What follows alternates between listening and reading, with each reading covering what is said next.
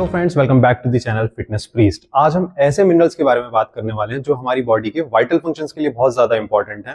आप थंबनेल देखकर समझ ही गए होंगे। आज हम बात करने वाले हैं इलेक्ट्रोलाइट्स की। मैं आपको इलेक्ट्रोलाइट्स के बारे में एक्सप्लेन करूं उससे पहले आपका ये जानना जरूरी है कि ऐसे कौन कौन से फूड सोर्सेस हैं जिनके थ्रू आप इलेक्ट्रोलाइट्स को कंज्यूम करते हैं। तो सबसे पहला इलेक्ट्रोलाइट का सोर्स जिसकी हम बात करने वाले हैं वो है कॉमन सॉल्ट, जिसको हम टेबल सॉल्ट भी बोलते हैं। और इसका केमिकल फॉर्मूला होता है NaCl और साइंटिफिक लैंग्वेज में बोला जाता है सोडियम क्लोराइड। मतलब अगर आप सॉल्ट कंज्यूम करते हो तो आपको दो इलेक्ट्रोलाइट्स मिलते हैं, सोडियम एंड क्लोराइड। उसी तरह से जब आप बनाना कंज्यूम करते हो तो आपको मिलता है पोटेशियम, जो कि एक इलेक्ट्रोलाइट है।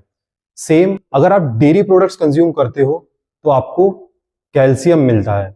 चाहे आप पनीर कंज्यूम करें, मिल्क डायरेक्टली कंज्यूम करें, तो आपको कैल्शियम मिलेगा जो कि एक इलेक्ट्रोलाइट है। उसी तरह से जब आप ग्रीन वेजिटेबल्स खाते हैं या फिर डार्क चॉकलेट कंज्यूम करते हैं तो आपको मैग्नीशियम मिलता है। मैग्नीशियम भी एक इलेक्ट्रोलाइट है। एंड लास्ट में आते हैं इलेक्ट्रोलाइट सप्लीमेंट्स, जो कि स्पेशल केसेस में सजेस्ट किए जाते हैं।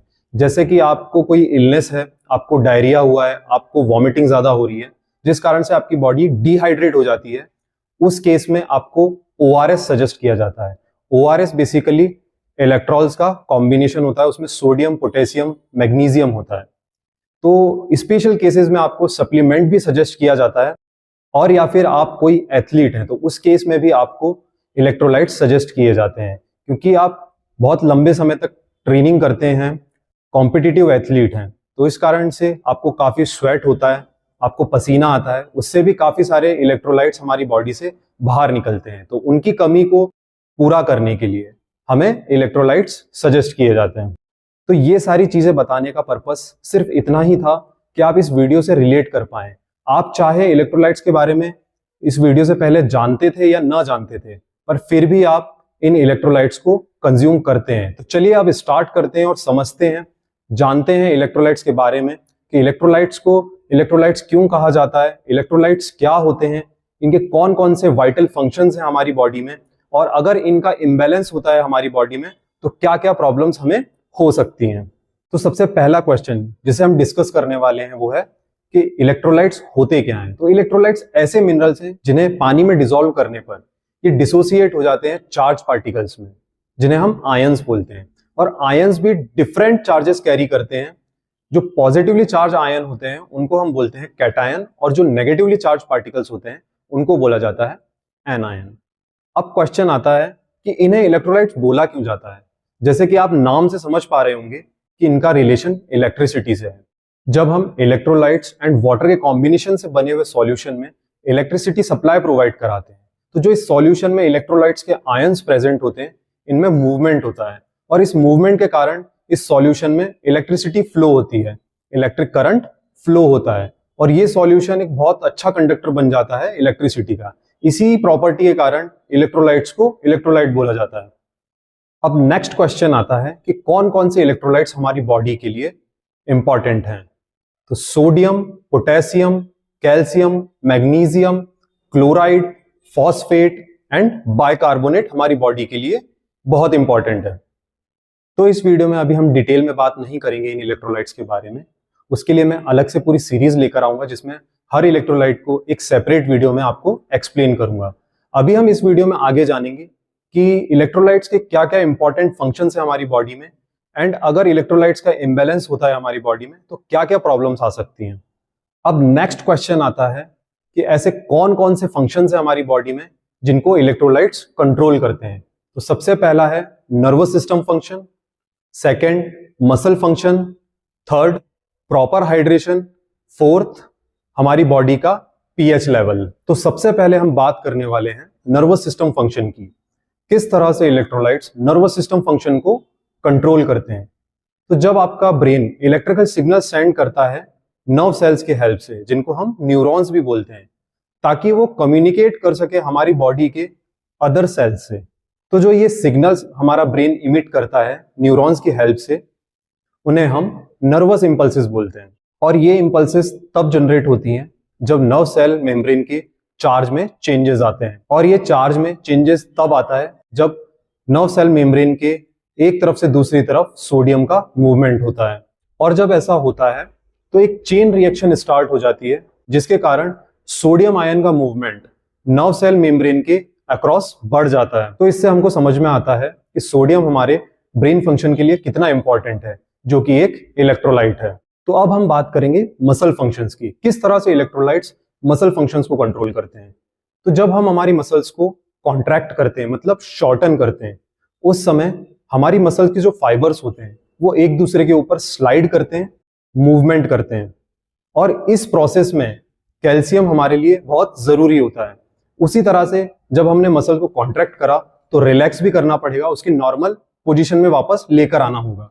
तो उस प्रोसेस में मैग्नीशियम काम आता है। दोनों ही इलेक्ट्रोलाइट हैं और मसल के फंक्शन में बहुत ज्यादा इंपॉर्टेंट है। चलिए एक एग्जांपल से समझाता हूं मैं आपको। जैसे कि ये मेरा बाइसेप है, आप देख पा रहे होंगे कि मैंने मेरे बाइसेप को कॉन्ट्रैक्ट करा है, शॉर्टन करा है, मतलब सिकुड़ गया है, मेरा बाइसेप छोटा हो गया है। तो अब इस प्रोसेस में कैल्शियम बहुत जरूरी है। अब मुझे इसे वापस से रिलैक्स करना है, तो रिलैक्स करते टाइम मैग्नीशियम का होना मेरी बॉडी में सफिशिएंट अमाउंट में बहुत इंपॉर्टेंट है। अब हम देखेंगे किस तरह से इलेक्ट्रोलाइट्स हमारी बॉडी के प्रॉपर हाइड्रेशन को मैनेज करते हैं। तो जो हमारे सेल्स होते हैं उनके बाहर भी वाटर होता है और हमारे सेल्स के अंदर भी वाटर होता है। तो इस वाटर के बैलेंस को मैनेज करता है सोडियम। तो सोडियम किस तरह से इस वाटर के बैलेंस को मैनेज करता है, तो वो प्रोसेस होती है ऑस्मोसिस। और ऑस्मोसिस एक प्रोसेस है जिसमें वाटर का फ्लो होता है सेल मेम्ब्रेन के थ्रू, और इसका डायरेक्शन रहता है जहां पर सोडियम का कॉन्सेंट्रेशन ज्यादा होता है। मतलब अगर सेल के अंदर सोडियम का कॉन्सेंट्रेशन ज्यादा है तो वाटर का फ्लो रहेगा सेल के बाहर से सेल के अंदर की तरफ, और अगर सोडियम का कॉन्सेंट्रेशन सेल के बाहर है तो वाटर का फ्लो रहेगा सेल के अंदर से सेल के बाहर की तरफ। तो इस तरह से सोडियम हमारी बॉडी में वाटर के बैलेंस को मैनेज करता है, और ये प्रोसेस हमारे सेल्स को बचाती है ओवर हाइड्रेशन और डिहाइड्रेशन से। अगर हमारे सेल्स में ओवर हाइड्रेशन होता है, मतलब वाटर का फ्लो हमारे सेल्स की तरफ ज्यादा बढ़ जाता है, तो हो सकता है कि हमारे सेल्स फट जाएं, और या फिर हमारे सेल्स में वाटर का फ्लो कम हो जाता है, सोडियम का कॉन्सेंट्रेशन कम होने के कारण हमारे सेल्स के अंदर, तो हो सकता है कि हमारे सेल्स सिकुड़ जाएं। और इसीलिए इलेक्ट्रोलाइट्स हमारी बॉडी में प्रॉपर हाइड्रेशन के लिए भी बहुत इंपॉर्टेंट है। तो अब हम बात करेंगे कि इलेक्ट्रोलाइट्स किस तरह से हमारे बॉडी के पीएच बैलेंस को रेगुलेट करते हैं।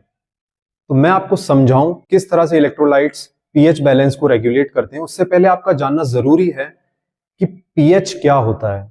तो पीएच एक स्केल है जो कि मेजर करती है कोई सब्सटेंस, कोई सॉल्यूशन एसिडिक है या फिर बेसिक है, मतलब एल्कलाइन है।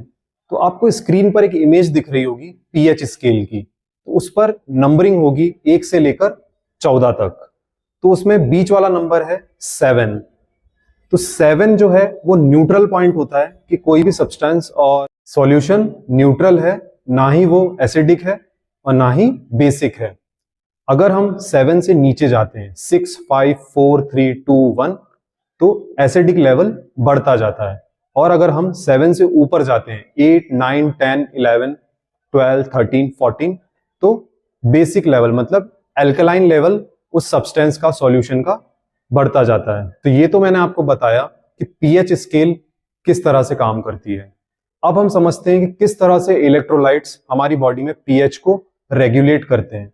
तो हमारी बॉडी का जो आइडियल पीएच वैल्यू है वो है 7.35 से 7.45। तो हमारी बॉडी पीएच को रेगुलेट करने के लिए इलेक्ट्रोलाइट्स का यूज करती है, और वो इलेक्ट्रोलाइट्स हैं फॉस्फेट एंड बाइकार्बोनेट्स। इनकी हेल्प से हमारी बॉडी पीएच को रेगुलेट करती है और मेंटेन रखती है 7.35 से 7.45 के बीच में, ताकि हमारी बॉडी हेल्दी तरीके से फंक्शन कर सके। तो इलेक्ट्रोलाइट्स हमारी बॉडी के पीएच बैलेंस के लिए भी बहुत इंपॉर्टेंट है।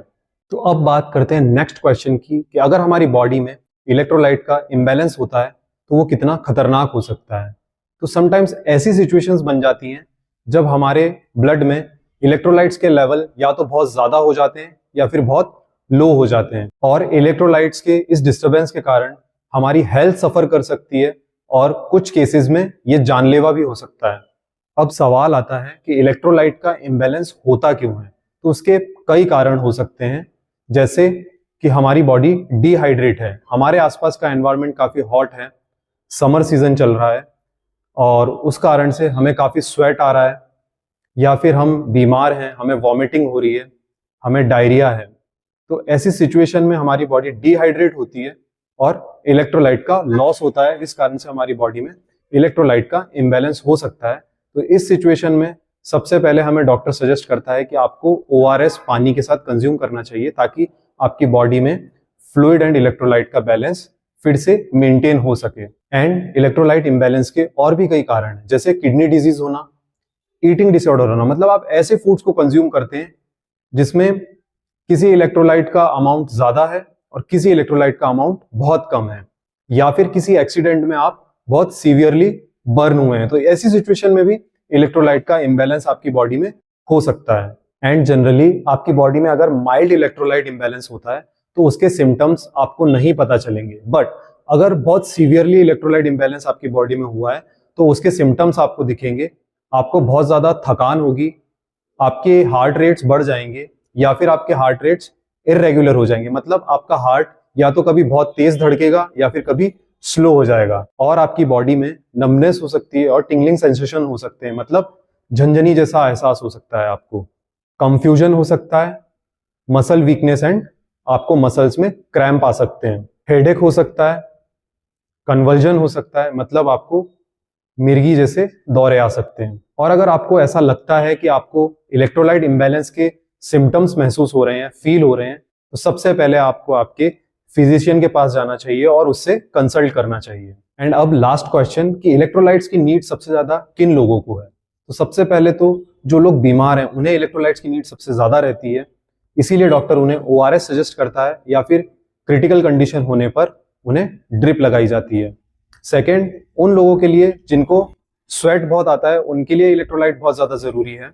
उसके बाद एथलीट्स जो कि एंड्योरेंस ट्रेनिंग करते हैं, बहुत लंबे समय तक ट्रेनिंग करते हैं, या फिर कॉम्पिटिटिव स्पोर्ट्स में हैं, उनको इलेक्ट्रोलाइट्स की जरूरत ज्यादा होती है, क्योंकि वो लंबी ट्रेनिंग के कारण स्वेट बहुत करते हैं और इलेक्ट्रोलाइट उनकी बॉडी से लॉस होते हैं। इस कारण से उन्हें भी इलेक्ट्रोलाइट्स की नीड बहुत ज्यादा होती है। तो इस वीडियो को रखते हैं यहीं तक। आई होप आपको मेरे वीडियो का कंटेंट अच्छा लगा हो।